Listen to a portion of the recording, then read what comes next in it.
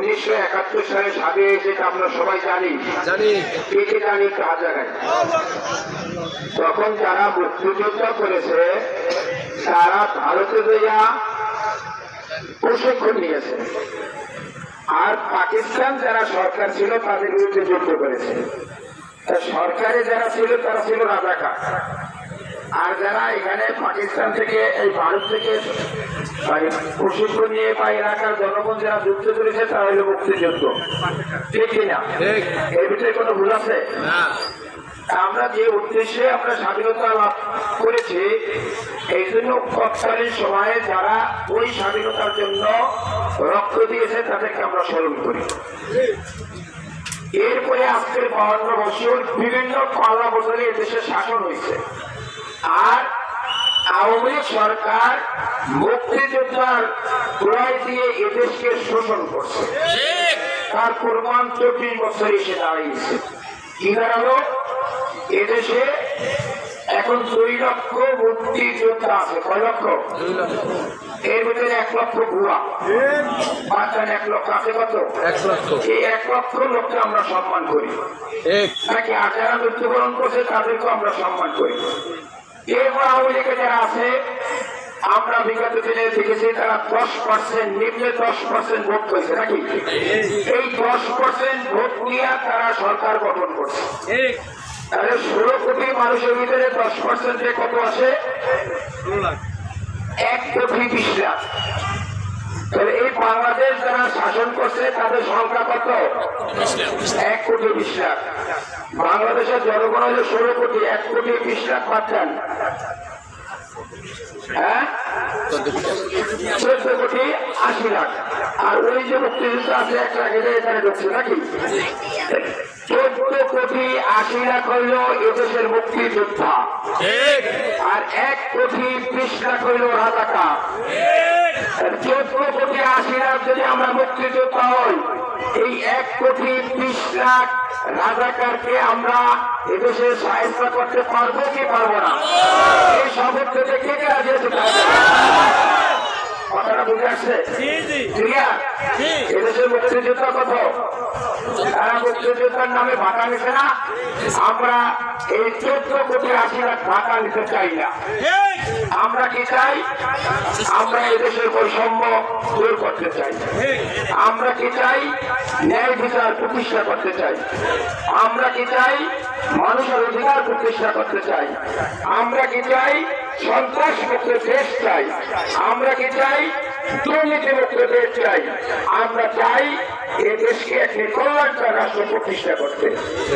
আসুন, এই আওয়ামী লীগ মুক্তিযোদ্ধার নামে এই দেশ কি করেছে আপনারা জানেন? এদেশের মানুষ তো গোলাম বানিয়েছে। তারা এসেছে রাজা, এখন তাদের উপরে হল রাজাকার। তারা হইলে 1 কোটি 20 লাখ হইল কি এদেশের কি রাজা, তাদের উপরে হইল কি রাজাকার। আর 14 কোটি 80 লাখ মানুষ হইল গোলাম। তাদের কি ছিল? গোলাম। আজকে তাদের উপরে হইল মুক্তিযোদ্ধা। বুঝে আসছে কথাটা? এখন আর বলবেন না, এইটা সবাই যান। এদেশে 1 কোটি 20 লাখ যারা রাজাকার আছে, যারা এদেশের জোর করেছে, যারা এদেশের নির্যাতন করেছে, যারা এদেশের টাকা পাচার করেছে, যারা জমি দখল করেছে, যারা কর্মনির্যাতন করেছে, যারা এদেশ থেকে তাদের নেতৃত্ব যেভাবে পালিয়ে গেছে তাদেরকে পালাই দেওয়ার সুযোগ করে যান। তাদের জন্য ঘোষণা হল তারা পালাই যান এদেশ থেকে। আর এদেশ চালাবে কারা? 14 কোটি 80 লাখ মানুষ। তারা কোন কিন্তু ভাতা নেবে না? নেবে? তারা চাই কি? যে কয়টা বিষয় বলছি, আর একটা বিষয় বলে আমি শেষ করবো। এই আওয়ামী লীগ সরকার এদেশে 16 কোটি মানুষ, প্রতিটি মানুষ 1,24,000 টাকা ঋণী। আপনারা জানেন তারা উন্নয়ন করেছে। 1 টাকা, পাচার করেছে 90 টাকা। আর এই টাকা আছে কোথেকে? চীন থেকে ঋণ, আমেরিকা থেকে ঋণ, ভারত থেকে ঋণ। এই জন্য পত্রিকায় এসেছে এই আওয়ামী লীগ সরকার যেদিন দেশ ত্যাগ করেছে, শেখ হাসিনা যেদিন পালিয়ে গেছে, সেদিন যে শিশুটা জন্ম হয়েছে তারও ঋণ হল 1,24,000 টাকা। তাতে দাঁড়ায়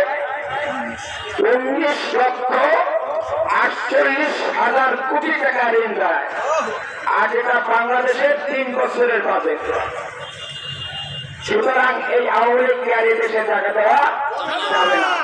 সন্ত্রাসের তকমায় জামাত ইসলামকে নিষিদ্ধ করছে, আর হাজার হাজার মানুষ পিলখানা থেকে শুরু করে শাপলা চত্বর থেকে শুরু করে সেই সাইড থেকে শুরু করে ছাত্রদেরকে হাজার হাজার মানুষ খুন করেছে। এই খুনের জায়গায় বাংলাদেশ হতে পারে না। এই তত্ত্বাবধায়ক সরকার, এই অন্তর্বর্তী সরকারের কাছে আবেদন, এই খুনির দলকে এদেশ থেকে নিষিদ্ধ ঘোষণা করা হোক। তাদের 1 কোটি 20 লাখ নাকি যদি নিষিদ্ধ করে না হয় তাদেরকে আমরা বর্তমানে কি বলছি আল্লাহ, আপনারা সজাগ হয়ে যান। নাম্বার 2, এদেরকে 1 কোটি 20 লাখ তো রাজাকার বানাইছে নাকি, আর আপনারা আবার রাজাকার হওয়ার জন্য আবার সুযোগ করছে। আমরা কাছে কলা বাড়ায় কাউন্টার দখল, কেউ ঘর দখল, কেউ বাড়ি দখল, কেউ দোকান দখল। এক বিএনপির বাসায় 100-500 লিটারের সয়াবিন তৈরি পাওয়া গেছে। এই 5 বছর চলতে পারবে নয়, 3 বছর 10টা পাওয়া গেছে। কোথায় পেয়েছে? লোক করেছে। সুতরাং আমি আমাদের বলি না, বিএনপি বলি না, এই কলমায় তারা 4 মাস থাকতে পারবে না, এই কলমায় তারা 12 মাস থাকতে পারবে না, এই কলমায় থানায় সন্ত্রাস থাকতে পারবে না। আর যারা কর্মকর্তা আছে সরকারি, তারা দুর্নীতি করতে পারবে না। এই জন্য আমরা ইসলামে আন্দোলন শপথ নিয়েছি। এই শপথের সাথে আপনারা রাজি আছেন? আমাদের 1 ফোঁটা রক্ত থাকা অবস্থায় এদেশে দুর্নীতি করতে দেব না, এদেশে সন্ত্রাস করতে দেব না, এদেশে চাঁদাবাজি করতে দেব না, এদেশে দখলবাজি করতে দেব না। এদেশে একটা সাম্য প্রতিষ্ঠা করবো, যেভাবে গরিব মানুষ চলবে সেভাবে ধনী মানুষও চলবে।